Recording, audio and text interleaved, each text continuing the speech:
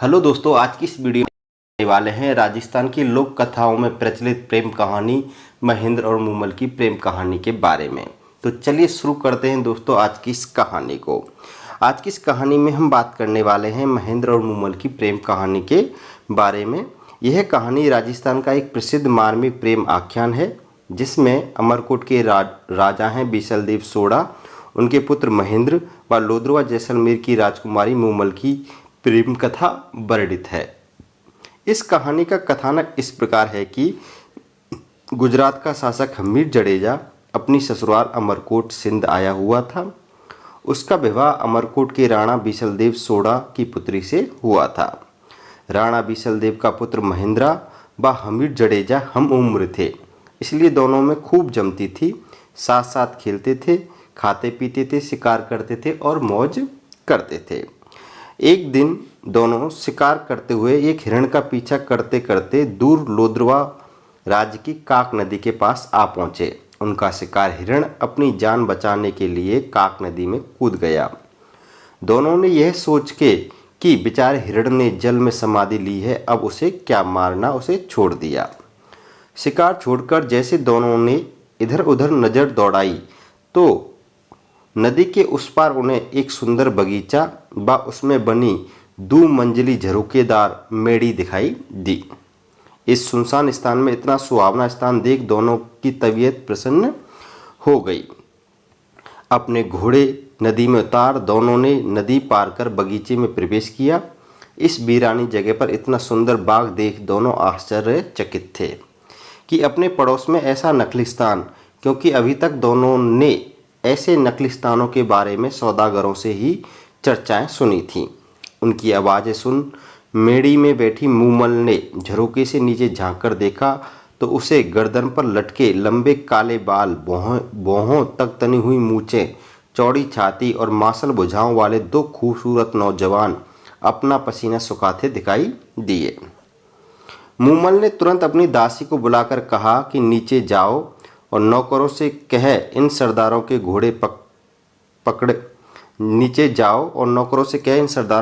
पकड़ें और इन्हें खाने व रहने का इंतजाम करें। दोनों किसी अच्छे राजपूत घर के लगते हैं, शायद रास्ता भूल गए हैं, इसलिए इनकी अच्छी खातिर की जाए। इस प्रकार मूमल के आदेश से नौकरों ने दोनों के आराम के लिए व्यवस्था की, उन्हें भोजन कराया। तभी मूमल की एक सहेली ने आकर दोनों का परिचय पूछा। हमीर ने अपना और महेंद्रा का क्या दिया, परिचय दिया और पूछा कि तुम किसकी सहेली हो, ये सुंदर बाग व झरोकेदार मेड़ी किसकी है और हम किस सुलक्षणी के मेहमान हैं। मूमल की सहेली कहने लगी, क्या आपने मूमल का नाम नहीं सुना, उसकी चर्चा नहीं सुनी? मूमल जो जग प्यारी मूमल के नाम से पूरे मांड प्रदेश यानी जैसलमेर देश में प्रख्यात है, जिसके रूप से यह सारा प्रदेश महक रहा है, जिसके गुणों का बखान ये काक नदी कल कल कर गा रही है। यह झरोकेदार मेड़ी और सुंदर बाग उसी मूमल का है जो अपनी सहेलियों के साथ यहाँ अकेली ही रहती है। कहकर सहेली चली गई। तभी भोजन का झूठा थाल उठाने आया नाई बताने लगा कि सरदारों, आप मूमल के बारे में क्या पूछते हो, उसके रूप और गुणों का तो कोई पार ही नहीं है। वह शीशे में अपना रूप देखती है तो शीशा टूट जाता है, श्रृंगार कर बाग में आती है तो चांद शर्माकर बादलों में छिप जाता है। उसकी मेड़ी की दीवारों पर कपूर और कस्तूरी का लेप किया हुआ है। रोज ओखलियों में कस्तूरी कूटी जाती है। मन मन दूध से वह रोज स्नान करती है, शरीर पर चंदन का लेप कराती है। मूमल तो इस दुनिया से अलग है, भगवान ने वैसी दूसरी नहीं बनाई। कहते कहते नाई बताने लगा कि अखंड कुंवारी मूमल पुरुषों से दूर अपने ही राग रंग में डूबी रहती है। एक से एक खूबसूरत, बहादुर, गुणी, धनवान जवान राजा राजकुमार मूमल से शादी करने आए, पर मूमल ने उनकी ओर देखा तक नहीं, उसे कोई भी पसंद नहीं आया। मूमल ने प्रण ले रखा है कि वह विवाह उसी से करेगी जो उसका दिल जीत लेगा, नहीं तो पूरी उम्र कुमारी ही रहेगी। कुछ ही देर में मूमल की सहेली ने आकर कहा कि आप दोनों में से एक को मूमल ने बुलाया है। हमीर ने अपने साले महेंद्रा को जाने के लिए कहा, पर महेंद्रा ने हमीर से कहा कि पहले आप। हमीर को मेड़ी के पास छोड़ सहेली ने कहा, आप भीतर पधारें, मूमल आपका इंतजार कर रही है। हमीर जैसे ही आगे चौक में पहुंचा तो देखा आगे उसका रास्ता रोके एक शेर बैठा है और दूसरी ओर देखा तो उसे एक अजगर रास्ते पर बैठा दिखाई दिया। हमीर ने सोचा कि मूमल कोई डायन है और नकलिस्तान रचकर पुरुषों को अपने जाल में फंसाकर मार देती है। वह तुरंत उल्टे पांव वापस हो चौक से निकल आया। हमीर और महिंद्रा आपस में बात करते तब तक मूमल की सहेली आ गई और महिंद्रा से कहने लगी, आइए, मूमल आपका इंतजार कर रही है। महिंद्रा ने अपना अंगरखा पहना, हाथ में भाला लिया और सहेली के पीछे पीछे चलना शुरू किया। सहेली ने उसे भी हमीर की तरह चौक में छोड़ दिया। महिंद्रा को भी चौक में रास्ता रोके शेर बैठा नजर आया। उसने तुरंत अपना भाला लिया और शेर पर पूरे वेग से प्रहार कर दिया। शेर जमीन पर लुढ़क गया और उसकी चमड़ी में भरा भूसा बाहर निकल आया। महिंद्रा यह देख मन ही मन मुस्कुराया कि मूमल उसकी परीक्षा ले रही है। तभी उसे आगे अजगर बैठा दिखाई दिया। महिंद्रा ने भूसे से भरे उस अजगर के भी अपनी तलवार के प्रहार से टुकड़े टुकड़े कर दिए। अगले चौक में महिंद्रा को पानी भरा नजर आया। महिंद्रा ने पानी की गहराई नापने हेतु जैसे पानी में भाला डाला तो ठक की आवाज़ आई। महिंद्रा समझ गया कि जिसे वह पानी समझ रहा है वह कांच का फर्श है। कांच का फर्श पार कर सीढ़ियाँ चढ़कर महिंद्रा मूमल की मेड़ी में प्रविष्ट हुआ और आगे मूमल खड़ी थी, जिसे देखते ही महिंद्रा ठिठक गया। मूमल ऐसे लग रही थी जैसे काले बादल में बिजली चमकी हो। एड़ी तक लंबे काले बाल, मानो काली नागिन सिर से जमीन पर लौट रही हो। चंपे की डाल जैसी कलाइयाँ, बड़ी बड़ी सुंदर आंखें ऐसे लग रही थी जैसे मद से भरे प्याले हों। तपे हुए कुंदन जैसा बदन का रंग, वक्ष जैसे किसी सांचे में ढाले गए हों, पेट जैसे पीपल का पत्ता, अंग अंग जैसे उफन रहा हो। मूमल का यह रूप देखकर महिंद्रा के मुंह से ही अनायास ही निकल पड़ा कि ना किसी मंदिर में ऐसी मूर्ति होगी और ना किसी राजा के रणवास में ऐसा रूप होगा। महिंद्रा तो मूमल को ठगासा देखता ही रहा। उसकी नज़रें मूमल के चेहरे को एकटक देखते जा रही थीं।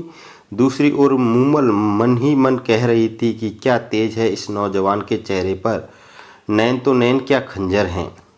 दोनों की नज़रें आपस में ऐसी घड़ी के हटने का नाम नहीं ले रही थीं। आखिर मूमल ने नज़रें नीचे कर महिंद्रा का स्वागत किया। दोनों ने खूब बातें की। बातों ही बातों में दोनों एक दूसरे को कब दिल दे बैठे पता ही ना चला और ना ही पता चला कि कब रात खत्म हो गई और कब सुबह का सूरज निकल आया। उधर हमीर महिंद्रा के साथ कोई अनहोनी ना हो जाए सोचकर नींद ही नहीं आई हमीर को। सुबह होते ही उसने नाई के साथ संदेशा भेज महिंद्रा को बुलवाया और चलने को कहा। महिंद्रा का मूमल को छोड़कर वापस चलने का मन तो नहीं था, पर मूमल से यह कहकर कि मैं फिर आऊँगा, मूमल बार बार आकर तुमसे मिलूँगा, यह कहकर दोनों वहाँ से चल दिए। हमीर गुजरात अपने वतन रवाना हुआ और महिंद्रा अपने राज्य अमरकोट रवाना हुआ। मूमल से वापस आकर मिलने का वादा कर महिंद्रा अमरकोट के लिए रवाना तो हो गया, पर पूरे रास्ते से मूमल के अलावा कुछ और दिखाई ही नहीं दे रहा था। वह तो सिर्फ यही गुनगुनाता चला जा रहा था कि मारी माड़ेची ये मूमल हालेनी अमराणे देश, यानी मेरे मांड देश की मूमल, आओ मेरे साथ अमरकोट चलो। महिंद्रा अमरकोट पहुंचा। वहाँ उसका दिन तो किसी तरह कट जाता है, पर शाम होते ही उसे मूमल नज़र आने लगती। वह जितना अपने मन को समझाने की कोशिश करता उतनी ही मूमल की यादें और बढ़ जाती। वह तो यही सोचता कि कैसे लोद्रवा पहुंचकर मूमल से मिला जाए। आखिर उसे सूझा कि अपने ऊँटों के टोले में ऐसा ऊँट खोजा जाए जो रातों रात लोद्रवे जाकर सुबह होते ही वापस अमरकोट आ सके। उसने अपने रायका रामू यानी ऊँट चराने वाले का नाम है रायका रामू, को बुलाकर पूछा तो रामू रायका ने बताया कि उसके टोले में एक चीतल नाम का ऊँट है जो बहुत तेज दौड़ता है और वह उसे आसानी से रात को लोद्रवा ले जाकर वापस सुबह होने से पहले अमरकोट ला सकता है। फिर क्या था, रामू राय का रोज शाम को चीतल ऊँट को सजाकर महेंद्रा के पास ले आता और महेंद्रा चीतल पर सवार हो एड़ लगा लोद्रुवा मूमल के पास जा पहुंचता। तीसरे पहर महेंद्रा फिर चीतल पर चढ़ता और सुबह होने से पहले अमरकोट आ पहुंचता। महेंद्रा विवाहित था, उसके 7 पत्नियां थीं। मूमल के पास से वापस आने पर वह सबसे छोटी पत्नी के पास आकर सो जाता। इस तरह कोई 7-8 महीनों तक उसकी यही दिनचर्या चलती रही। इन महीनों में वह बाकी पत्नियों से तो मिला तक नहीं, इसलिए वे सभी सबसे छोटी बहू से ईर्ष्या करने लगी और एक दिन जाकर इस बात पर उन्होंने अपनी सास से जाकर शिकायत की। सास ने छोटी बहू को समझाया कि बाकी पत्नियों को भी महेंद्र ब्याह कर लाया है, उनका भी उस पर हक बनता है, इसलिए महेंद्रा को उनके पास जाने से मत रोका कर। तब महेंद्रा की छोटी पत्नी ने अपनी सास को बताया कि महेंद्रा तो उसके पास रोज सुबह होने से पहले ही आता है और आते ही सो जाता है। उसे भी उससे बात किए कोई 7-8 महीने हो गए। वह कब कहाँ जाते हैं, कैसे जाते हैं, क्यों जाते हैं, मुझे कुछ भी मालूम नहीं है। छोटी बहू की बातें सुन महेंद्रा की माँ को शक हुआ और उसने यह बात अपने पति राणा विशलदे सोड़ा को बताई। चतुर विशलदे सोड़ा ने छोटी बहू से पूछा कि जब महेंद्रा आता है तो उसमें कुछ खास नज़र आता है। तो छोटी बहू ने बताया कि जब रात के आखिरी पहर महेंद्रा आता है तो उसके बाल गीले होते हैं, जिनमें से पानी टपक रहा होता है। चतुर विशलदे ने बहू को हिदायत दी कि आज उसके बालों के नीचे कटोरा रखकर उसके भीगे बालों से टपके पानी को इकट्ठा कर मेरे पास लाना। बहू ने यही किया और कटोरे में एकत्र पानी विशलदे सोड़ा के सामने हाजिर किया। विशलदे ने पानी चखकर कहा कि यह तो काक नदी का पानी है, इसका मतलब महेंद्रा जरूर मूमल की मेड़ी में उसके पास जाता होगा। महेंद्रा की 7 पत्नियों को तो मूमल का नाम सुनकर जैसे आग लग गई। उन्होंने आपस में सलाह कर ये पता लगाया कि महेंद्रा वहाँ जाता कैसे है। जब उन्हें पता चला कि महेंद्रा चीतल नाम के ऊँट पर सवार हो मूमल के पास जाता है तो दूसरे दिन उन्होंने चीतल ऊँट के पैर तुड़वा दिए ताकि उसके बिना महेंद्रा मूमल के पास ना जाने पाए। रात होते ही जब रामू राय का चीतल लेकर नहीं आया तो महेंद्रा उसके घर गया। वहाँ उसे पता चला कि चीतल के तो उसकी पत्नियों ने पैर तुड़वा दिए। तब उसने रामू से चीतल जैसा दूसरा ऊँट मांगा। रामू ने कहा कि उसके टोले में एक तेज दौड़ने वाली एक टोरडी यानी छोटी ऊँटनी है तो सही, कम उम्र होने के चलते हुए चीतल जैसे सुलझी हुई व अनुभवी नहीं है। आप उसे ले जाएं, पर ध्यान रहे उसके आगे चाबुक ऊंचा ना करें। चाबुक ऊंचा करते ही वह चमक जाती है और जिधर उसका मुंह होता है उधर ही दौड़ना शुरू कर देती है, तब उसे रोकना बहुत मुश्किल है। महेंद्रा टोरडी पर सवार हो लोद्रुवा के लिए रवाना होने लगा, पर मूमल से मिलने की बेचैनी के चलते वह भूल गया कि चाबुक ऊंचा नहीं करना है और चाबुक ऊंचा करते ही टोरडी ने एड़ लगाई और सरपट भागने लगी। अंधेरी रात में महेंद्रा को रास्ता भी नहीं पता चला और वह कहाँ पहुँच गया। थोड़ी देर में महेंद्रा को एक झोंपड़े में दिया जलता नजर आया। वहाँ जाकर उसने उस क्षेत्र के बारे में पूछा तो पता चला कि वह लोद्रुवा की जगह बाड़मेर पहुँच चुका है। रास्ता पूछ जब महेंद्रा लोद्रुवा पहुँचा तब तक रात का तीसरा पहर बीत चुका था। मूमल उसका इंतजार कर सो चुकी थी। उसकी मेड़ी में दिया जल रहा था। उस दिन मूमल की बहन सूमल भी मेड़ी में आई थी। दोनों की बातें करते करते आंख लग गई थी। सहेलियों के साथ दोनों बहनों ने देर रात तक खेल खेले थे। सूमल ने खेल में पुरुषों के कपड़े पहन पुरुष का अभिनय किया था और बातें करते करते पुरुष के कपड़ों में ही मूमल के पलंग पर उसके साथ सो गई।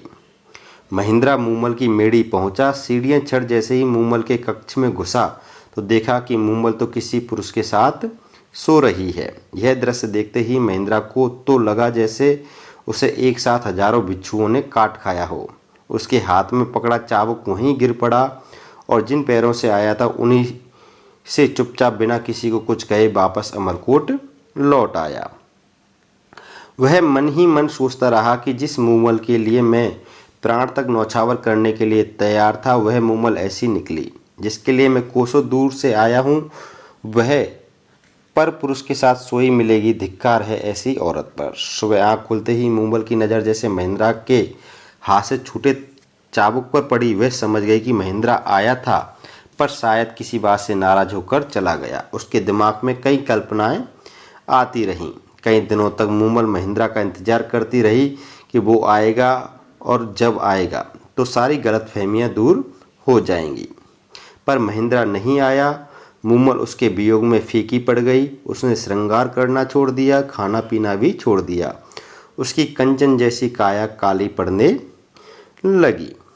उसने महेंद्रा को कई चिट्ठियां लिखीं पर महेंद्रा की पत्नियों ने वह चिट्ठियां महेंद्रा तक पहुंचने ही नहीं दी। आखिर मूमल ने एक ढोली यानी गायक को बुला महेंद्रा के पास भेजा, पर उसे भी महेंद्रा से नहीं मिलने दिया गया। पर वह किसी तरह महेंद्रा के महल के पास पहुंचने में कामयाब हो गया और रात पड़ते ही उस ढोली ने मांड राग में गाना शुरू किया कि तुम्हारे बिना सोड़ा राण, यह धरती धुंधली, तेरी मूमल रानी है उदास। मूमल के बुलावे पर असल प्रियतम महेंद्रा अब तो घर आव। ढोली द्वारा पड़ी गई मांड सुनकर महेंद्रा का दिल नहीं पसीजा और उसने ढोली को कहला भेजा कि मूमल से कह देना कि ना तो मैं रूप का लोभी हूँ, ना ही वासना का कीड़ा। मैंने अपनी आंखों से उस रात उसका चरित्र देख लिया है। जिसके साथ उसकी घनिष्ठता है उसी के साथ रहे। मेरा अब उससे कोई संबंध नहीं है। ढोली द्वारा सारी बात सुनकर मूमल के पैरों तले जमीन ही खिसक गई। अब उसे समझ आया कि महेंद्रा क्यों नहीं आया। मूमल ने तो सपने में भी नहीं सोचा था कि उसे ऐसा कलंक लगेगा।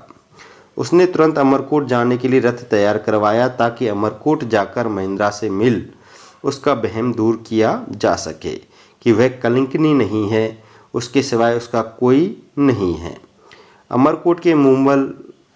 अमरकोट में मूमल के आने व मिलने का आग्रह पाकर महेंद्रा ने सोचा शायद मूमल पवित्र है, लगता है मुझे कोई गलतफहमी हो गई है। उसने मूमल को संदेश भिजवाया कि वह उससे सुबह मिलने आएगा। मूमल को इस संदेश से आशा बंधी। रात को महेंद्रा ने सोचा कि देखें मूमल मुझे कितना प्यार करती है। सो सुबह उसने अपने नौकर को सिखाकर मूमल के डेरे पर भेजा। नौकर रोता पीटता मूमल के डेरे पर पहुंचा और कहने लगा कि महेंद्रा जी को रात में काले नाग ने डस लिया, जिससे उनकी मृत्यु हो गई। नौकर के मुंह से इतने सुनते ही मूमल पछाड़ खाकर धरती पर गिर पड़ी और पड़ते ही महेंद्रा के वियोग में उसके प्राण पखेरु उड़ गए। महेंद्रा को जब मूमल की मृत्यु का समाचार मिला तो वह सुनकर उसी वक्त पागल हो गया और सारी उम्र हाय मारी प्यारी मूमल कहता फिरता रहा। इस प्रकार इस प्रेम कहानी का दुखद अंत होता है। दोस्तों, कहानी अच्छी लगी हो तो वीडियो को लाइक अवश्य करिएगा, शेयर करिएगा। आप हमारे चैनल पर नए हो, चैनल को सब्सक्राइब अवश्य करिएगा। ऐसी कहानियाँ हम लाते रहते हैं। फिर मिलेंगे नेक्स्ट अगली वीडियो में। तब तक के लिए अलविदा, बाय बाय।